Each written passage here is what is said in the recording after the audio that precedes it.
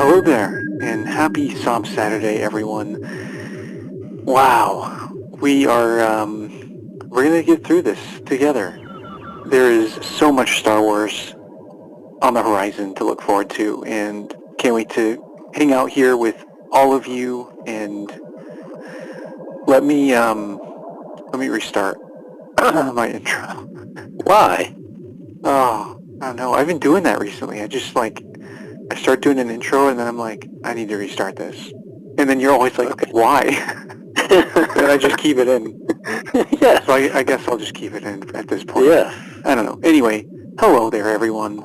My goodness. My brain is still mush from current events. But here we are. If this is your first episode, I'm so sorry. My name is Ashton. I'm one of your co-hosts. I'm joined by I'm joined by Tim Griesbach, Yes. all the way All over. the way in Germany, yes. Yeah. Welcome. You have several 20 episodes to catch up if this is your first one. Yeah, thanks for being here from Yes. wherever you're joining in the galaxy. Well, today this is like our part two of the John Williams documentary and kind of our thoughts and takeaways. So we're going to be getting into that and some pretty cool, topics and things. But first, what we've been doing is leading each episode with our musical experience of the week. So let's just keep doing that, until someone says, "I hate Yes. this," Yes. Um, Comes up with a better idea. yeah. Cool. You want to go first, Tim? Yes, so mine, I've been starting to replay the OG Battlefront 2 from Oh, yes. 2005 or something. And I Excellent. had to play the main campaign with the, 5 first story and journal. It's good. It's It devastating. was Tamura Morrison that did the voice, right? Or was it someone else? Yes, I think so, yes. I think Yeah, so too. yeah. And then you have Rise and Fall of the Empire, and yeah. I played it on hard, so it's a Mm. very tense battle on Yavin. Hmm. You have to stand ground for 2 minutes to keep an checkpoint, and as soon as they overtake it, then you have to restart all over again. So it's have been some busy hours, but the score from John Williams is always blasting. Doesn't matter if you're in space or not in any battle. It's always Hmm. huge pleasure. You know. Always. Yeah, that's my That's great. musical take. Mine is not Star Wars related, actually. So I'll keep it like short, so like we can like stay on Hmm. topic. But basically, I mean, for anyone who's been listening to us for, like the past few episodes, every now and then I'll kind of nerd out about the new Lewis Cole album titled Nothing. And it has all of the things that stimulate my creative brain happening in that album. And just like beautiful stuff. But anyway, my musical experience of the week is there's this one track called It All Passes, which is just hauntingly beautiful. And I've been trying to pinpoint why it makes me feel the way it feels. Like what is it about it that's so hauntingly beautiful? And I'm actually going to do a breakdown video of this, like whenever I start doing videos again, because the song, I finally figured it out. All right. Why, yeah, why it feels like this. And basically, the entire song, pretty much, there's this descending motion that's a very like not exactly chromatic, but like there are some chromatic elements to it, but just like a descending motion happening. Hmm. Even if the melody, which is just beautiful, is like kind of like rising or doing its thing. Hmm. What I figured out is that it's kind of simulating the Doppler effect, where like if someone is driving by, in like the music will Hmm. like shift down in pitch as they pass you, Hmm. um, or whatever the case. So that's the vibe that you get. It like makes it feel And especially with the melody like kind of like rising and then it like starts falling again. It just kind of creates this like something is approaching and then passing you by. Mm-hmm. And which is interesting because the title of the song is called It All Passes. Um, Mm-hmm. which if I'm not mistaken, he wrote it for like a friend who was like going through something. So yeah, so I don't know, like that was just so just oh yeah, duh, like that's what it is. You know, you can like take the Doppler effect of something passing you by and kind of extrapolate that out into say like an experience or like you know a period of grief or if you're going through just like a dark moment, you know, and Mm-hmm. having that experience is kind of passing you by. And so um yeah, the song it's kind of like beautiful in a really dark and haunting way and I think I've pinpointed why. So that's kind of cool. Anyway, Sweet. Anyways, happy fifth anniversary, The Mandalorian. oh dude, yes. I have got to rewatch Mando, like seeing all of Mm-hmm. the concept art, you know, repopulate everyone's feeds and stuff. That's just been really fun. I haven't watched Mando in so long. I'm still a little mad that we got to see it like 6 months later on because Disney Plus did not start in, what was it, fall? It was in That's spring. crazy to me.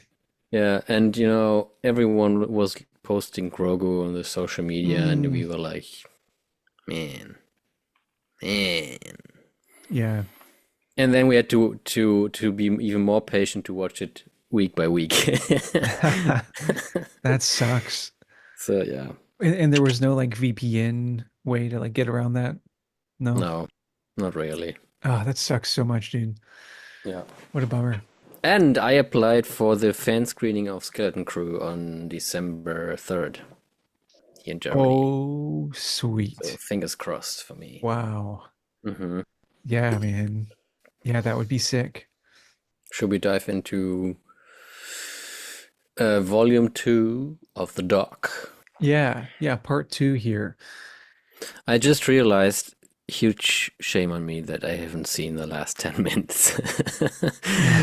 Don't ask me why. So major Shame. spoilers for me. Yeah, spoiler alert, dude. Yeah. Well, let's get into it.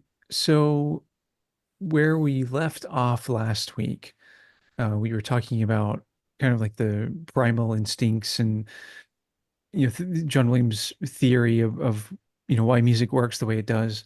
Hmm. And I did get a chance to chat with Dennis Ham about that, and he said yes for what he does with Synthesonics. He said, yeah, John Williams is touching on something similar to David Huron's acoustic ethological model, which I had never heard of before. So I'll have to do some research and some digging, but it sounds cool. But yeah, he was basically just saying, yeah, like this is a big inspiration for Synthesonics hypotheses. So that's pretty exciting. Yeah, we're really excited to see where Synthesonics goes because this, I think, even for the music theory, you know, nerds and musicians, but especially for non-musicians alike, I think getting back to this kind of root of the meaning and function of music, I think is now more than ever like really important, Hmm. you know, and kind of like learning about music theory through a lens of emotional intelligence, Hmm. you know, like that kind of thing, I think is really the next stage of music creation and music exploration and education that Hmm. that should be happening. I think that'll just make for a better, a more accessible music culture. So Hmm. yeah, anyway, just kind of wanted to like circle back around to that. But yeah, beyond that, oh yeah, so there's this one question that was brought up, which was for orchestral music scores, because I think the point they were making was like everyone loves this music and it Hmm. speaks to us so much. Like you can just tell because of how big the scores from like Home Alone or Harry Potter or Star Wars are. Hmm. You know, like it just there's something about this kind of music. And so the question was, why isn't there more of this?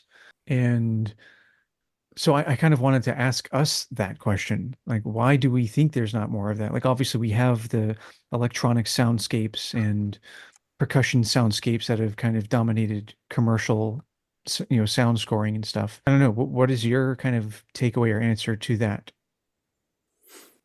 Maybe because the main time of orchestras has been in the past and will maybe come back. So he's one of the few who's still willing to. I think they said it in the documentary as well, to preserve the sound of the orchestra and of many people making music together on a record. And Yeah. yeah, and it's probably due to budget cuts that we have fewer orchestras than we had in the past. So modern productions, they don't buy like the LA Philharmonic. They buy individual musicians who become an orchestra for one project. Hmm. It's a lot cheaper. But yeah, I mean he's the big one who took it from the golden Hollywood age and preserved that, and others will follow to do it in different way. Hmm. But yeah, I mean, with the invention of, synthesizers and electronic music and digital production, there have been new ways to be explored, and that's why many people are doing it because it hasn't been there before. Hmm. There are many hybrid productions as well, so I think it's just a matter of time until we get more orchestra scores again. Yeah, that would be cool. I think a lot of it has to do with, I think the success of his scores comes a lot from the masterfulness of them, Mm-hmm. like the quality, but also the complexity of them. And there's a magic because of the way that he orchestrates things, like there is a magic to the pieces. Like there's just like ear candy in them and complexity and there are parts, there are like intricate parts that are playing in there that you can't really hear, Mm-hmm. but they're there. And Mm-hmm. without them, they wouldn't have the same shimmery magic to them. Mm-hmm. Um, so I think that is a big part of it, is just like getting that level of complexity and quality. It takes a very specific like level of study, I guess I would say, like Mm-hmm. level of Yeah. expertise, which Yeah. is not going to be widely doable, like the mainstream set of composers. But also I think just like turnaround time and what would you say, like technology. I think that is a Mm-hmm. big part of it too. It's just it's not reasonable or possible at a large scale to kind of pull that off right now in the industry. Mm-hmm. So yeah, I mean, but it is doable if studios are given the opportunity and the room to do that. Like Michael Abels with Yeah. The Acolyte, for example, Yeah. like that Yeah. was sick. Uh, Honestly, this is so funny. Super Kitties, dude. It's a kid show. Um, like superhero kitties. The soundtrack for that. So there's like a lot of like pop music and stuff, but Mm-hmm. some of the underscoring in freaking Super Kitties, dude, is John Williams-esque. Like Oh, transitions interesting. and or like just like Interesting. the chords that they play in the orchestration they use. It's like, Uh-huh. oh, this is totally in line with this kind of level of orchestral work. So that's pretty fun to listen Uh-huh. to. I don't know if there's any like soundtrack available besides like all the pop songs, but yeah, that's pretty fun. Interesting. So Interesting. so it's here and there, it's Mm-hmm. here and there. I think you're right. I think it will make a comeback. So yeah, Yeah. that's cool. I like that the part that where he said that he is, if it's possible, willing to do the sequels of his scores.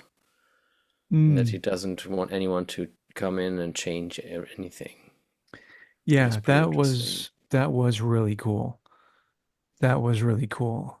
Like I imagine for Harry Potter, I mean, you can tell like Prisoner of Azkaban, he went out with a bang with that, Mm-hmm. like I think what's the last track? I think the last track is Mischief Managed, I think, which I don't know. to me just feels like he's saying I've managed my mischief, you know. And like his kind of finale, what is it? Yeah, Mischief Managed. So Interesting. Yeah. It was my favorite book anyway, so Azkaban, nice. yeah. Mine is Order of the Phoenix. Mm-hmm. I really love Order of the Phoenix. Like after the Goblet of Fire aftermath, and you're just like thrown into what do we do now? Like Mm-hmm. shit has hit the fan. The wild stuff, yeah. Everything is happening. Like everything's Mm-hmm. scary. Like yeah. So Like nowadays. yeah.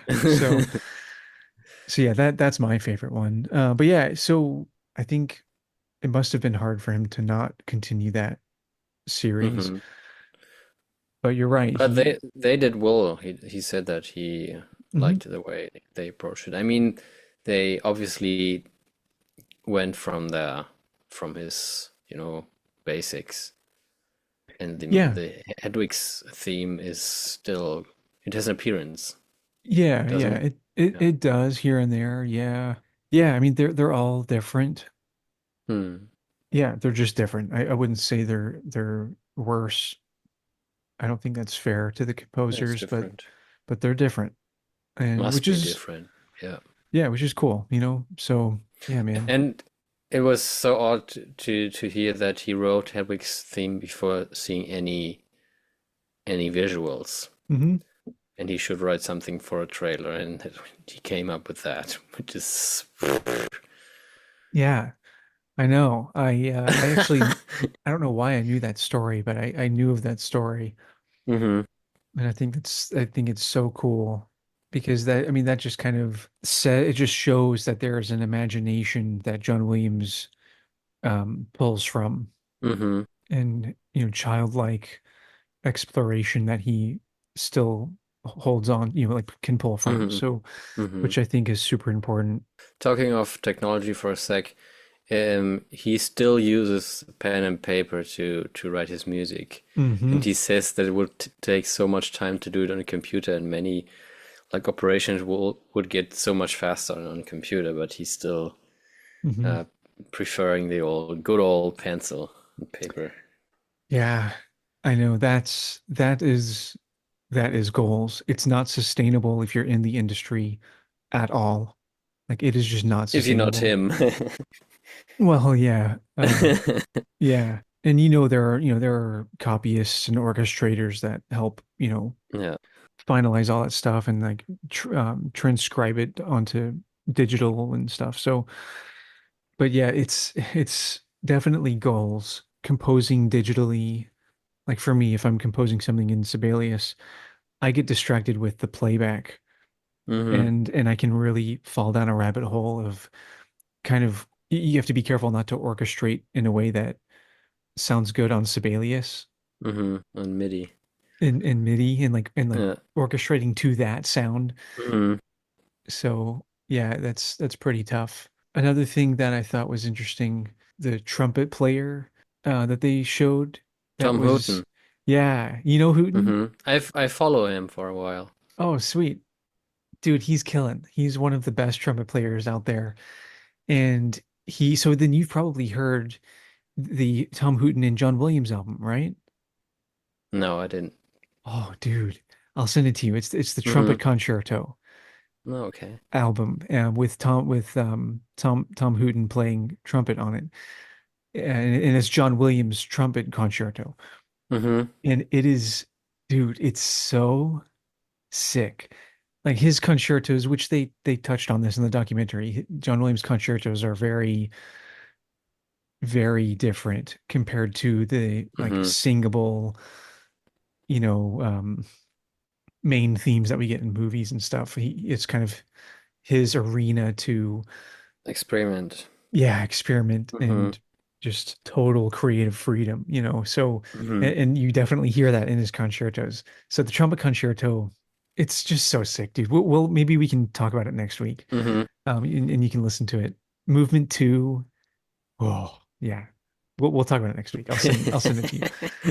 So anyway, that was cool to see him on there talking He's about first John trumpet Williams. of the LA Phil, right? I don't know where he's at now. Probably that would I make forgot. sense. Yep, L.A. Phil, principal trumpet. Hmm. Dude, that's so sick.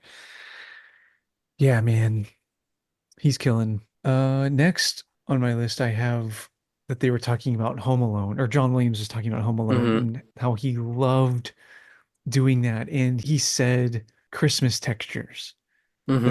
That's what he was going for. And Yeah. yes, absolutely Christmas textures, man. And he's so masterful at it. We hear that in Harry Potter too, for some of the Christmas Hmm. scenes, just those Christmas textures. I loved that phrase. Hmm. That just, yeah, that's exactly what he wrote for Home Alone. And he came on later on the project because the original composer was not available, which is odd. Yeah, kind of weird, but totally elevated those. I mean, you have Hmm. the Christmas textures, but you also have the just very interesting underscoring for the robber scenes, with Harry and Marv, Hmm. like just like kind of almost like slapstick underscoring for their injuries and things. A genius soundtrack through and through for those. Actually, Tis the time soon. yeah, actually, like preferably right now. Actually, someone else that they talked about was Leslie Bricusse, who's a lyricist and composer in Europe. Who he was the one who was like trying to convince John Williams to leave the film industry, like get out of the commercial thing, like do Oh your yeah, yeah, own. okay. Hmm. Hmm. Yeah, that was Leslie Bricusse, and he actually John Williams actually has worked with Leslie Bricusse on a few things throughout his career. But Home Alone was one of them where he worked with Bricusse on like, he had Bricusse do the lyrics for a few choral songs for Home Alone, Hmm. like some of the original choral songs for Home Alone. So that's pretty cool. Oh yeah, dude. Oh, this is so cool. So then talking about Harry Potter, he said children and magic Hmm. equal music. Hmm. And Oh. that is just so sick. Like that's exactly it, man. Hmm. Why they remain so nostalgic to us and why they remain so like fundamental to us, even if we don't listen to orchestral music. Like he has just Hmm. captured Hmm. this thing. And like that's I don't know. That gets kind of into like last week how we were talking about like capturing memories or just like I guess it kind of gets back into the primal instincts thing, but Hmm. yeah, just keeping the child in you alive, I guess. Always useful, as we pointed out in earlier episodes, Yeah. especially approaching new Star Wars anything. Something else here. I'm just like reading through all of my notes. Hmm. Oh, dude, I loved how George Lucas said he's not sure if he would have done the prequels. Yes, yes. Without Johnny. Yes. Isn't that Hmm. sick, dude? That is, yeah, totally. I And mean, I totally get why, but it's a yeah, huge statement, you know? it's a huge statement. I mean, that's such a big deal. Hmm. And oh man, I just still couldn't be happier with the prequel scores. I mean, Hmm. I have to be careful not to go on a Phantom Menace soundtrack tangent. Not again. I hate it when he does that. Yeah. Did you get to the part in the documentary where John Williams talks about his top four? Like if he had to pick a piece, like what describes him? Have you gotten to that yet? No, no, All right. Spoiler alert, or should we save that? no, just keep on talking.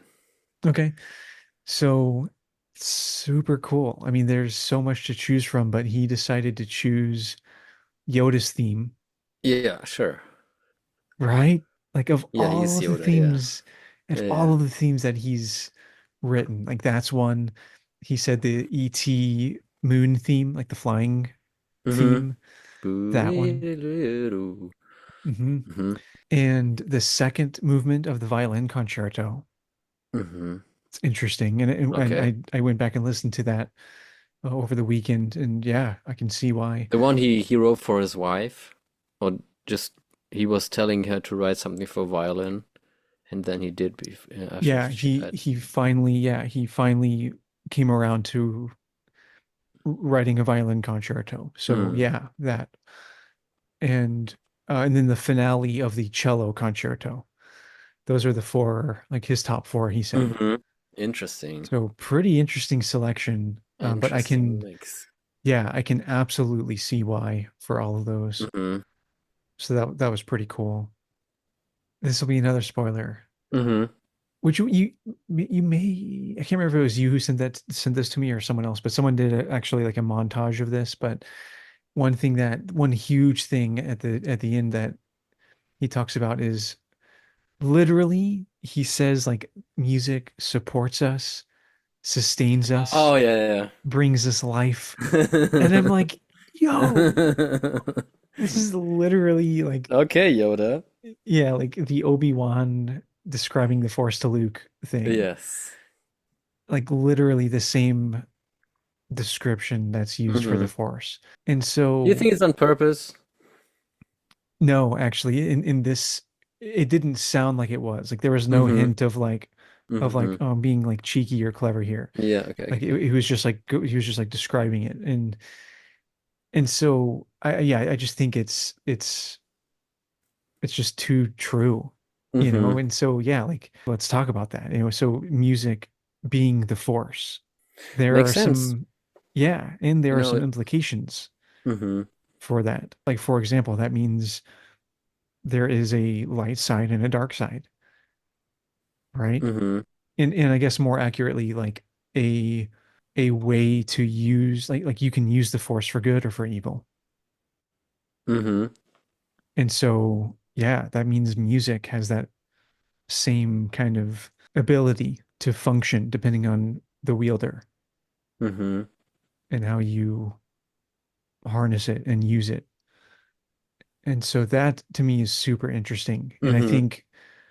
I think it kind of demands a level of responsibility Mm-hmm. for the creative person or the songwriter or the composer. Mm-hmm. I think it demands a level of responsibility, I guess. I don't know. What are your But thoughts?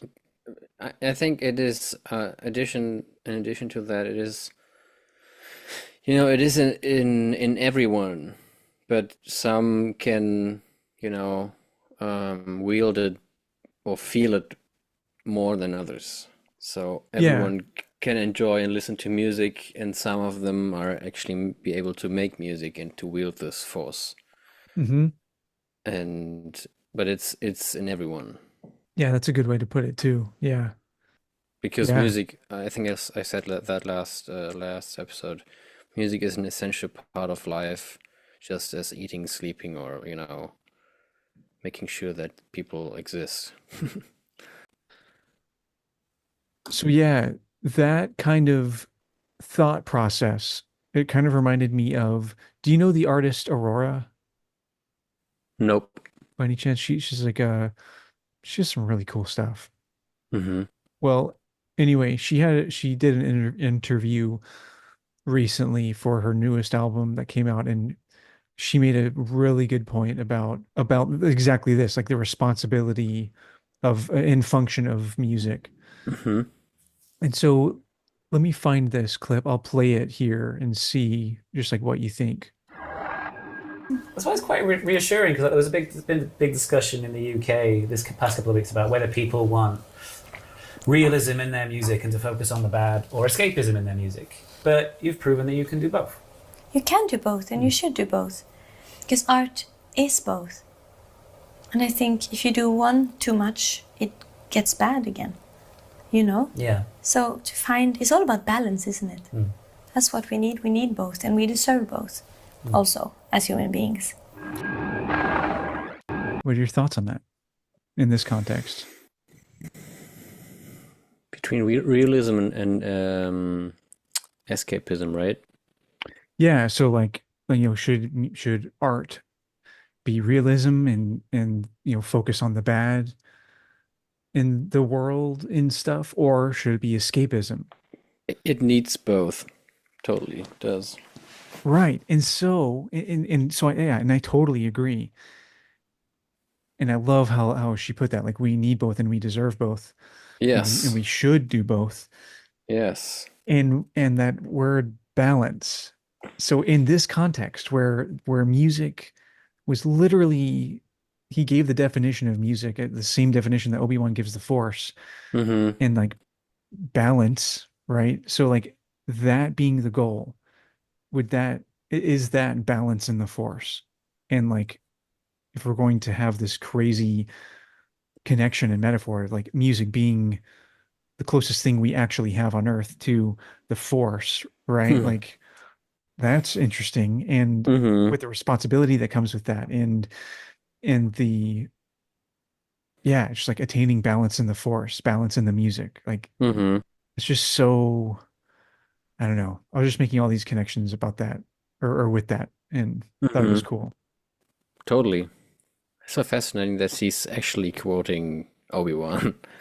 Like almost word for word, dude. Yeah. Yeah. Yeah. Those were all of my notes that I had from the documentary. That was kind of like the last thing that I jotted down. So Mm-hmm. Yeah, sweet. I'm pretty grateful for this documentary me right too. now. And haven't seen a negative comment about it actually. I mean, how No. could you? But Yeah, how dare you? But also, yeah, that hasn't been happening. Yeah, I mean, like we said last week, I'm just so happy that John Williams got to not only be a part of it, but then got to like see it and watch Mm-hmm. the reception of it. That's so cool to me.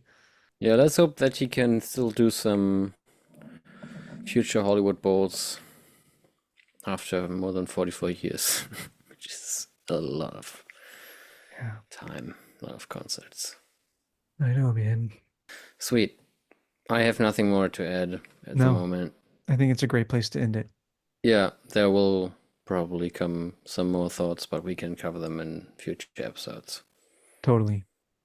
So Cool. let's wrap this up. You all lucked out. We got through it in a part 2. We didn't have to get to part 9 of this. Not yet. Not yet. Yeah. Cool, everyone. Well, yeah. Stay safe out there. Share this, with your friends, with your pet, with your Nerf herders, and may the force be with you. Always.